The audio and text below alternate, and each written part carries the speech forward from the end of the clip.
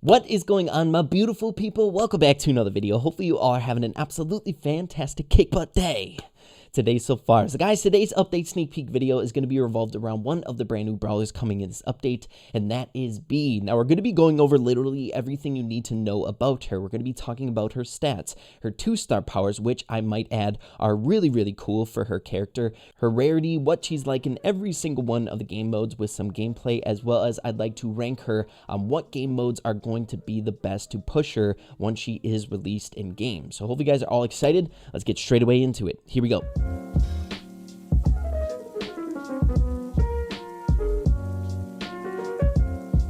Okay guys, so getting straight away into everything we need to know about BEA. Now to sum her up and how she's going to be played in the meta once she is released, is she's going to be a longer range skill shot brawler, much like Piper and Brock. That much we were able to take away from the Brawl talk, but she has a lot of very useful tools in her arsenal to be played a little bit more aggressive and successfully played a little bit closer range compared to those other two brawlers in my personal opinion. So taking a closer look at BEA, as you can see, she is an epic brawler, so we are able to predict her right along with a lot of you guys in yesterday's video. So hopefully we can go 2 for 2 with the other newest brawler, Max, once we get a little bit more information on her. But breaking down her stats, she has 3,360 health, which is on par with some of the other weakest brawlers in the game. Not the weakest. We have Tick, who is a little bit lower, but she still is incredibly squishy, so you have to play her at a little bit longer range, much like your other skill shot brawlers in the game. Her attack is 1,120, but don't let that deceive you, because her attack mechanic is severely OP. When she lands a shot at max level, she deals 1,120 her first shot, but if you land your second shot, she deals 3,080 damage, which is a whopping amount. That's enough to really pack a punch into even the tankiest units in the game. Her super deals 140 damage per BEA drone, where at its maximum range, once you shoot it, it breaks apart kind of like a Jean basic attack. However, it eclipses a little bit and it's a bit slower, so it bends around corners. So if you're particular, you can hit people around walls, and it's a pretty good last-ditch effort if someone is coming barreling in on you, because if they're close enough, they take the brunt of all the drones within that one shot, so they take that damage as well as they're slowed, so you can get away. So she has escapability if someone is pressuring. So next, moving on to BEA's star powers, the very first one is Insta BEA Load. Instantly supercharge BEA's big sting one time if she misses a supercharged shot. So the way the supercharge mechanic works is once you hit an enemy brawler,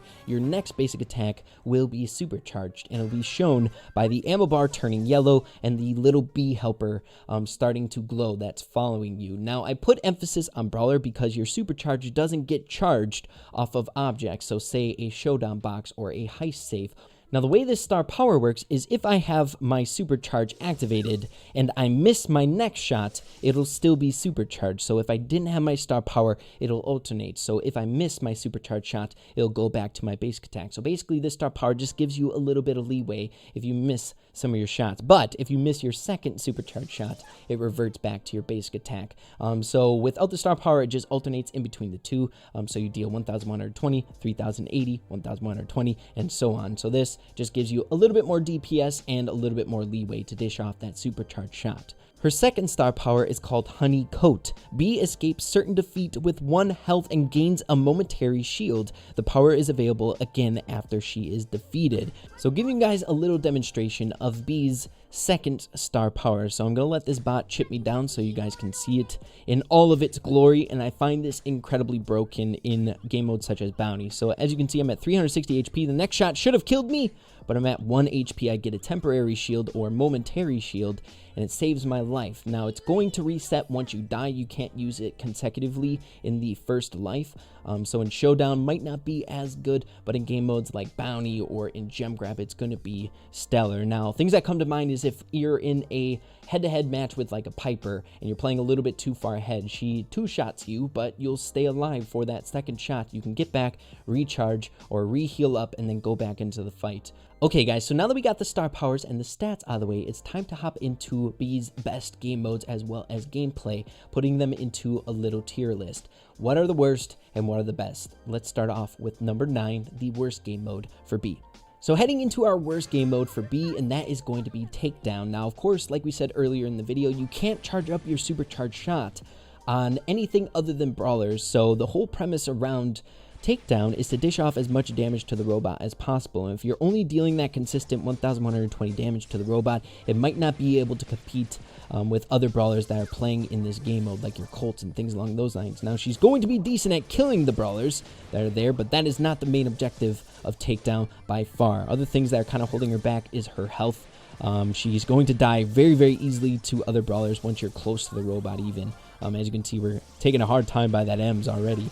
Our second worst game mode is going to be Heist, and kind of for the same reasons as Takedown. The main objective in this game mode is to dish off damage to the enemy player's safe, but with a little bit of defense. So she might be pretty decent on defense. I'm not saying she's going to be absolutely trash in this game mode. I actually think she's going to be fairly decent in most of the game modes in the game. It just depends how you play her, because she is incredibly scrappy. She can play as multiple different roles, being like an aggro brawler up close, hamming auto aim when brawlers get a little bit close, getting that supercharged shot, being really, really heavy on the damage side of things. But when it comes to this type of thing, the way that you would play a longer range chip damage, like a Brock or a Piper in a game mode like this, that long range 1120 damage where you're chipping away at the safe, maybe you have control on the map, isn't going to be that much. The only way you're going to get that supercharged shot on the safe is hitting someone first, then hitting the safe. So I think it's going to be a little bit difficult to play her in Heist matches. So moving on.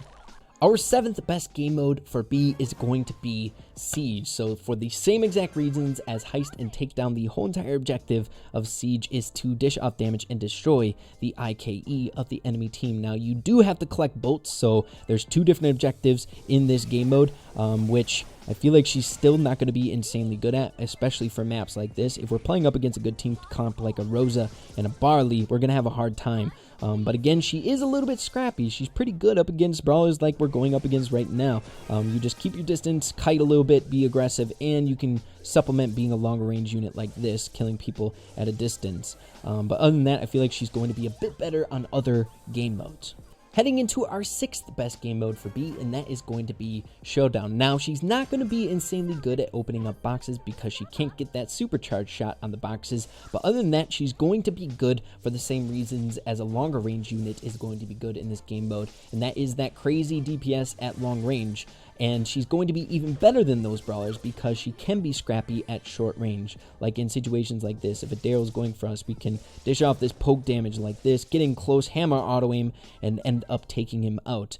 Now again, she is a little bit lower in health, which is why she's not a bit higher on the list. She can die very, very easily to like a Daryl if he rolls in on us and stuff like that. But there are ways to escape. You can throw out your super, get away while they're slowed down. She just has a lot of utility in a game mode like this. Low battery.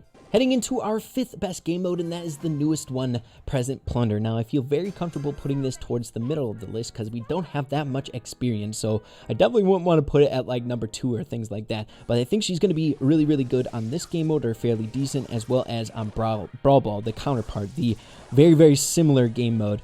She has a lot of utility in these game modes with some of her mechanics, like her scrappy short range pressure.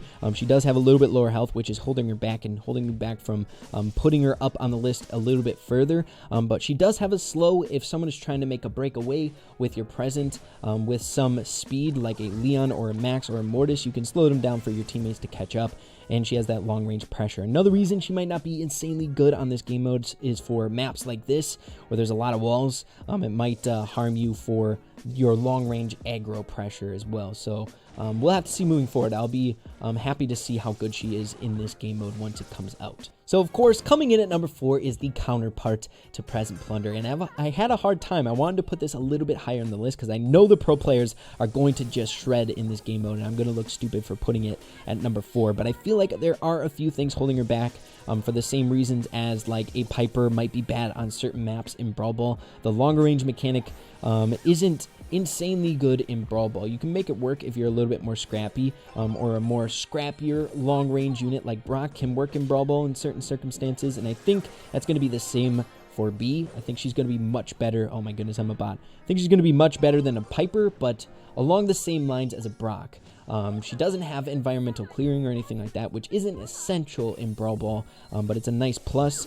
But other than that, the things kind of going for her is her super. She can slow people down there, making a breakaway for it. And in Brawl Ball, the slow is really, really good, where the whole premise of Brawl Ball is to gain control. And if you take out one person, your team can kind of collapse in if it's 2v3. But other than that, we'll have to see moving forward. We'll have to see if Brawl Ball is one of her better game modes. Moving on to her third best game mode, and that is going to be the solo game mode, Lone Star. Now, the whole entire objective of Lone Star is to dish off damage and kill people. You don't have to gain control. You don't have to attack other things like a heist safe or anything like that. And Bea's mechanics are definitely going to thrive here, being her supercharge mechanic. You're going to be able to get a lot of supercharge shots going. She's good at close range if people come in close, and she is good for the same reasons as a Piper would be good on Lone Star. I think she's the best of both worlds in this situation. She's like a Brock and a Piper put together, but in my opinion, a bit better because she has a slow.